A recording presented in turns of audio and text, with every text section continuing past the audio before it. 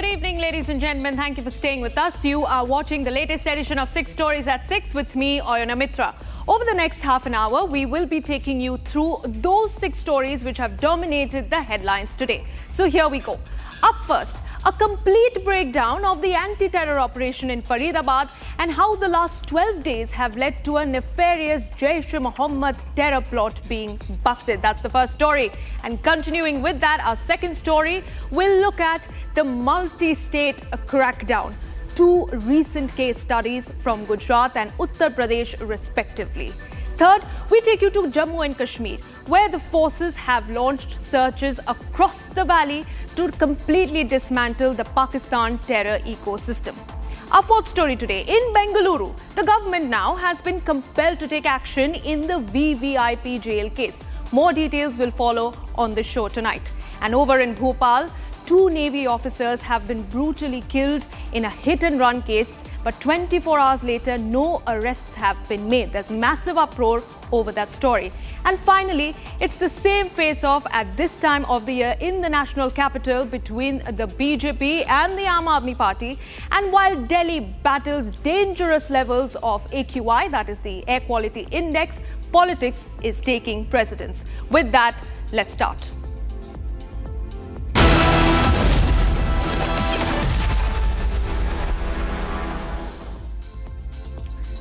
And ladies and gentlemen, a major counter-terror operation has sent shockwaves across the nation.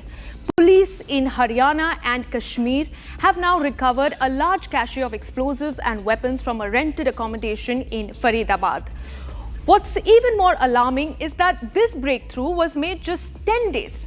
Just 10 days after arresting a Pulwama-based doctor who was suspected with links to Pakistan-based terror group Jaish-e-Mohammed.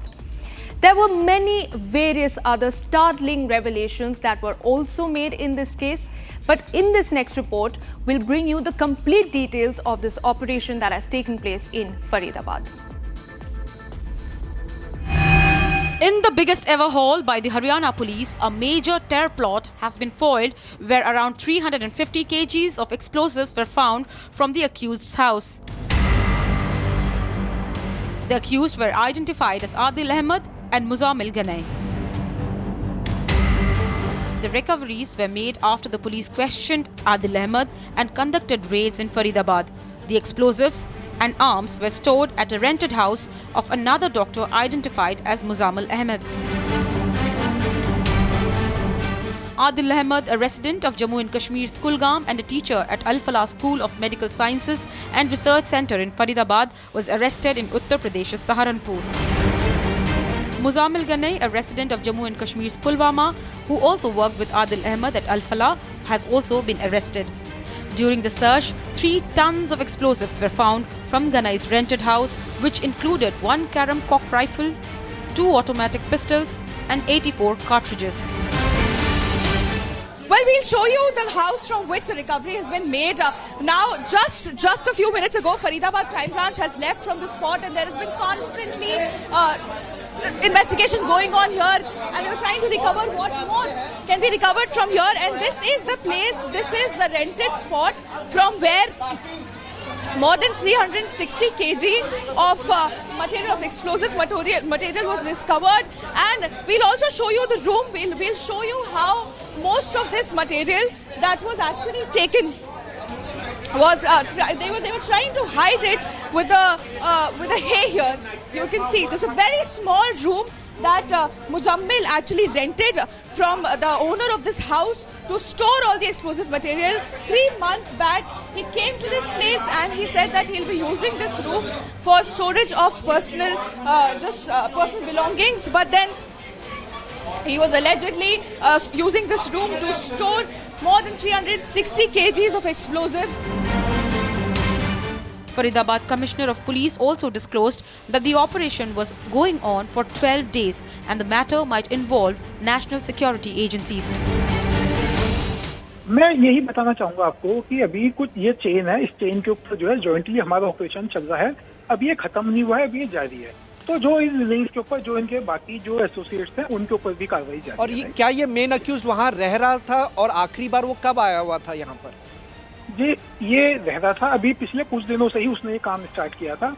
ये tip of हमें लगी थी जो एक joint operation के अंतर्गत हमारे साथ एंड JNK पुलिस के साथ, तो उसके अंतर्गत हमने फिर आगे ये कार्रवाई की थी। और ये भी कहना बहुत ज़रूरी है कि पुलिस आज बहुत बड़ा काम आप लोगों ने किया है, तो आपसे इतना ही जानना चाहूँगा कि आपको टिप ऑफ कब मिला और कितने दिन तक इस ऑपरेशन पर फरीदाबाद पुलिस काम कर रही थी? लास्ट जो है ये लगभग लास्ट 11-12 डेज से हम इसके ऊपर काम कर रहे हैं, जॉइंटली काम करना और जारी है ये। तो आप लोग देख रहे थे एक तरह से मूवमेंट हो रही थी? जी बिल्कुल। According to police, the accused were found involved in identifying persons to radicalize, initiate and recruit them to terrorist ranks. Raids were also being carried out in multiple states of Srinagar, Anantnag, Gandarbal, Shofian, Faridabad and Saharanpur in joint operations with Haryana and UP police. Further details into the case is underway, which might reveal some serious revelations.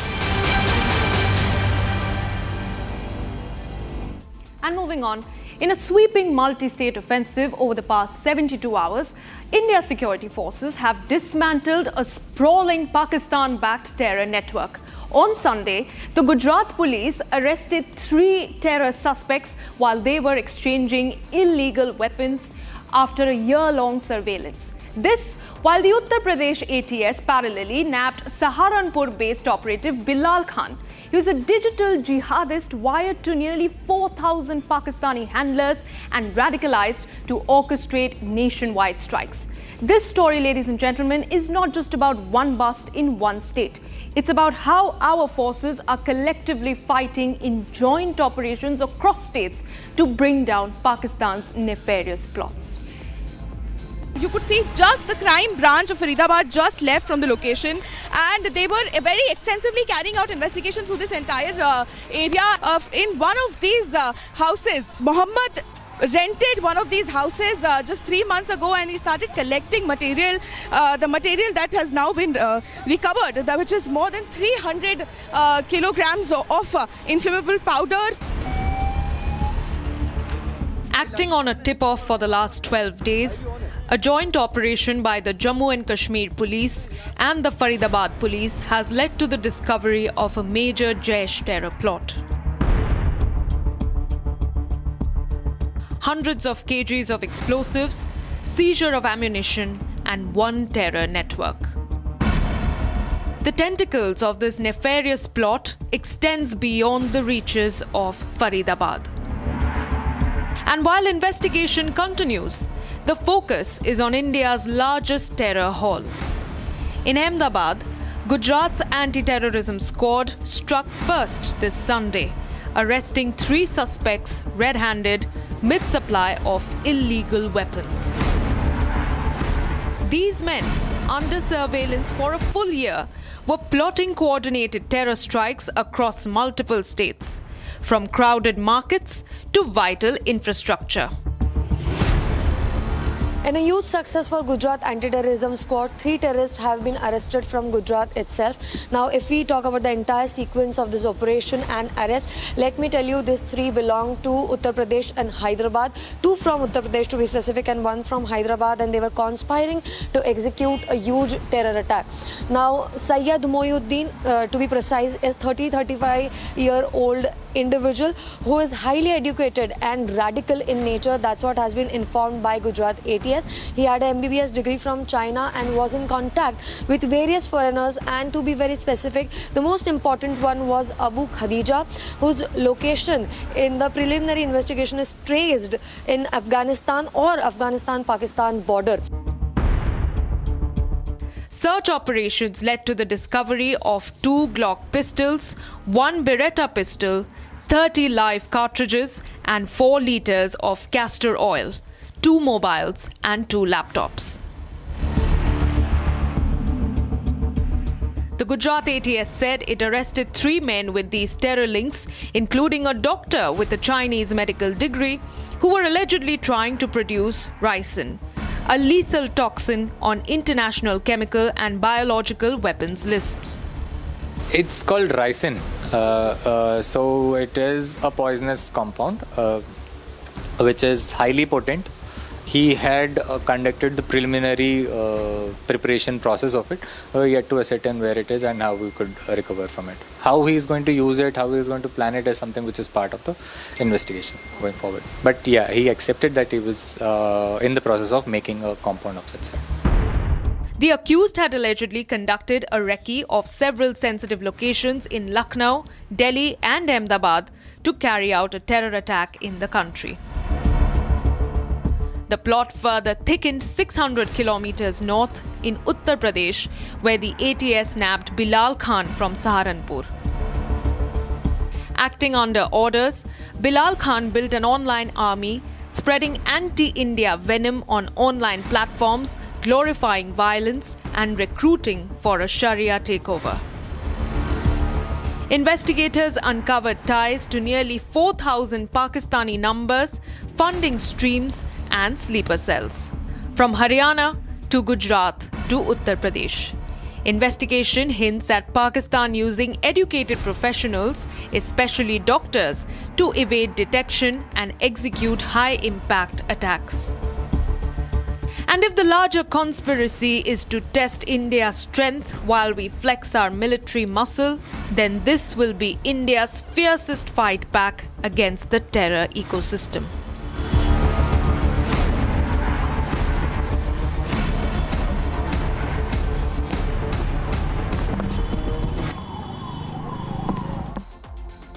Now, viewers, you saw what's happening in Faridabad and you saw what's happening in Gujarat and Uttar Pradesh. But now we take you to Jammu and Kashmir.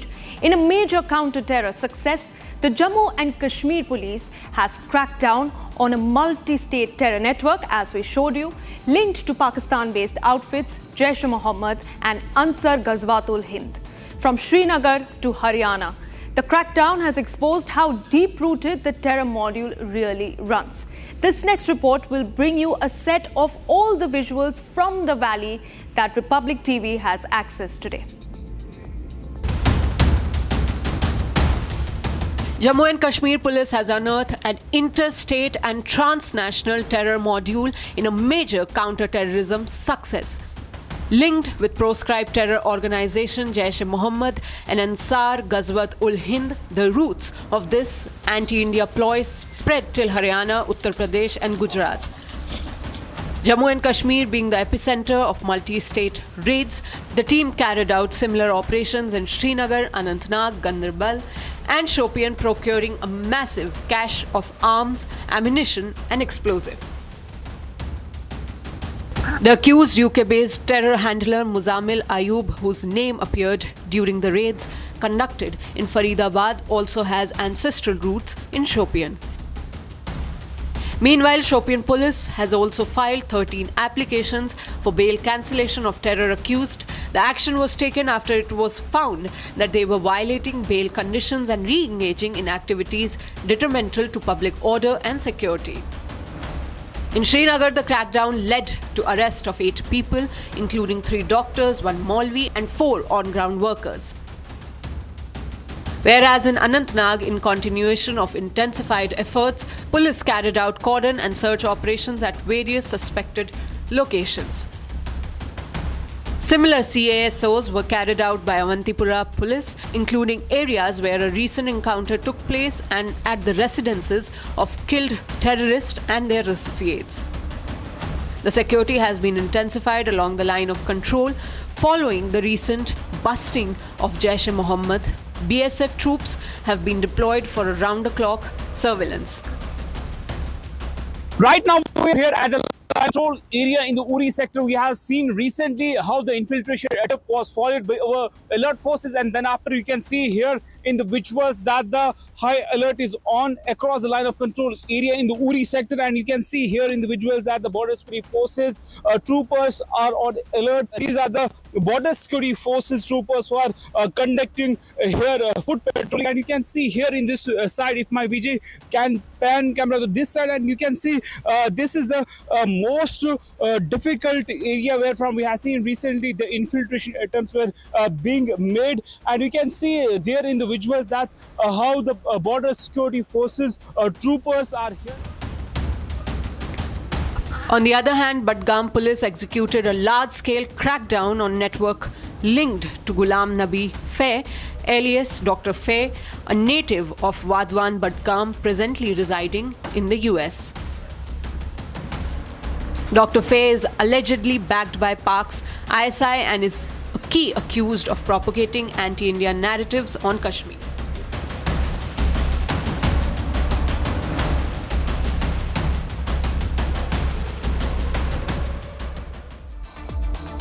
And our next story is from Karnataka, a story that has forced the Siddaramaiah government to wake up. Republic TV's exclusive sting inside Karnataka's so-called most secure jail has now turned into an even bigger scandal. The visuals of terror suspects, ISIS recruiters to be very specific, using mobile phones, TV sets and a rowdy sheeter accused of murder throwing a grand birthday party inside the prison premises stands exposed. Acting on these details, the Karnataka government under Siddaramaiah is under immense pressure. They have now suspended 2 officers over the security breach today. And this next report will bring you a closer look from our investigation to the action that has now been taken by the Congress government. What looks like a night of fun and laughter, a birthday celebration, is in fact the inside of Bengaluru's high security Parapanna Agrahara jail. Shocking. This is how inmates are seen turning the jail into what looks like a party hall. The exclusive videos accessed by Republic Kannada reveal the rowdy sheeter arrested for murder celebrating his birthday in style inside the Bengaluru jail. The history sheeter, seen surrounded by his gang members, cuts a cake and enjoys a lavish party complete with an apple garland honoring him. In fact, several such videos have gone viral, raising fresh questions on the already battered image of the Agrahara jail. Another party video shows inmates turning the barracks into a party zone, dancing freely, singing and even using oil bottles as musical instruments. Meanwhile, in a major Republic Kannada impact, the NIA has stepped in. After writing a letter to State Prison Department seeking details, the NIA visited the Bengaluru Police Headquarters today to gather more information into the matter. On the other hand, in yet another Republic impact, the Karnataka government, under pressure, suspended 2 senior officers for the security breach in the prison. And for the first time, an IPS officer will take charge of managing the Agrahara Central Prison as the government aims to tighten supervision and restore discipline inside the high security prison. This is coming in just days after Republic Kannada exposed visuals of terror suspects using mobile phones inside the same facility, with Karnataka Home Minister accepting laps from the side of the police. On the other hand, the BJP tore into the Congress government in Karnataka, questioning the security breach and the VVIP culture in Agrahara jail. As the government takes action, the question remains, how did a high security jail become a haven of luxury and entertainment?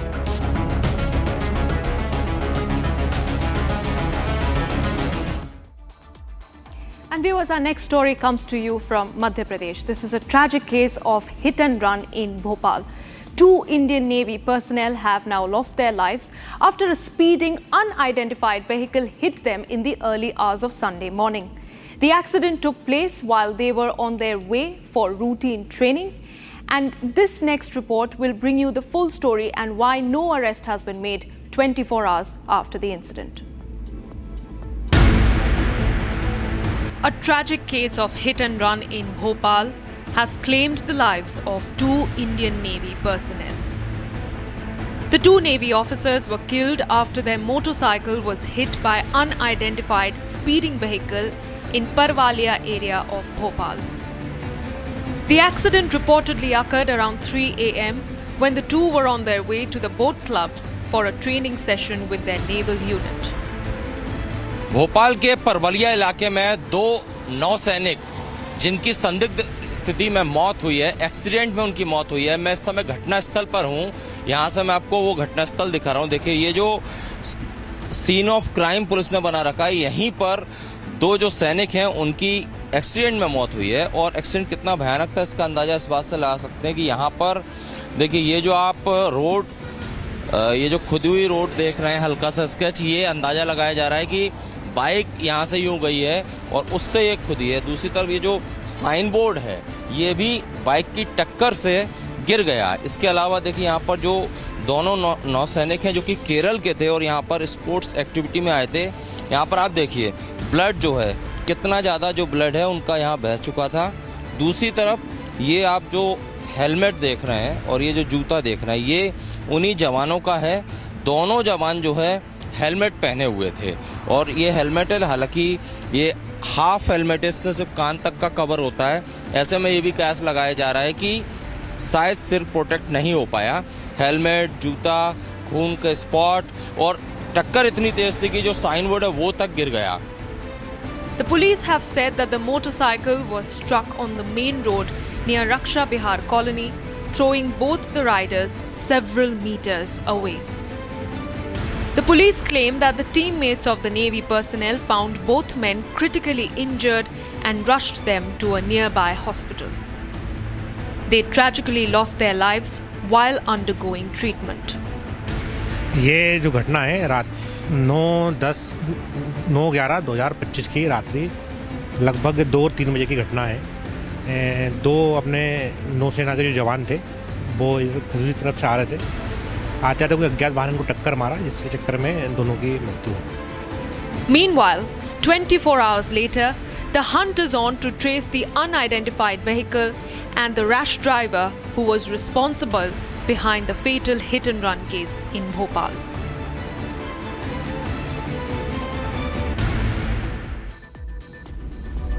And finally, ladies and gentlemen, it's the same issue but a different year. The national capital is once again gasping for breath, and this time it's not just the smog but a full-blown political storm that is engulfing the national capital, that is New Delhi. Following a massive protest at India Gate last evening against the rising air pollution levels, tempers are now flaring across party lines. Political leaders from both the opposition, that is the Aam Aadmi Party, and the ruling BJP have jumped into the debate, each voicing strong opinions on the worsening air quality and the government's response to it. Take a look.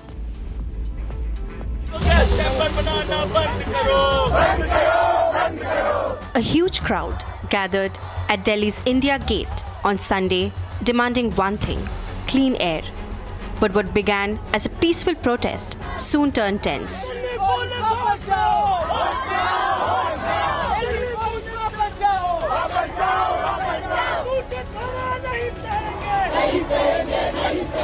And now the protest has sparked a political storm, with leaders across parties trading barbs over who's really responsible for Delhi's toxic air.